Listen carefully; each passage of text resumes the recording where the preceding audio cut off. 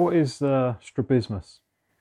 Strabismus has got lots of different names, so it can be a strabismus or a squint or a turn in the eye. You'll also hear the phrase lazy eye, but that doesn't necessarily mean a strabismus. That can be what happens in a strabismic eye.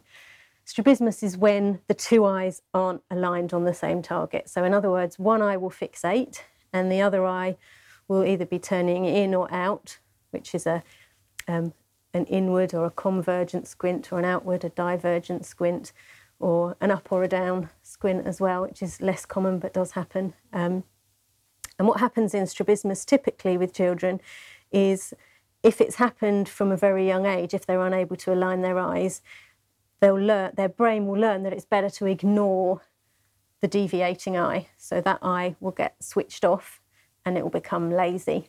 If that didn't happen, you'd see two of everything. So if you get a strabismus develop in later life because of a brain injury, then you'll actually will have quite disturbing double vision, which it can be hard to ignore.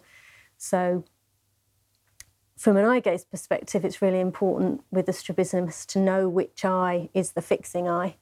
And to complicate things, you can sometimes get an alternating strabismus, which is actually good for the child because it means they don't get a lazy eye, but they actually have learnt to look with one eye or the other, but they can't look at the same time with both, so they're not fixing the two together.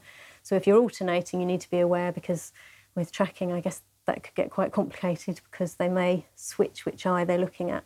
So a classic example of that might be if you've got problems with the nerve that runs down here, so you can't move either eye out, so you'll use each eye. One eye will look at this way and the other eye will look this way, so that you can, so you'll switch at the midline which eye you're using.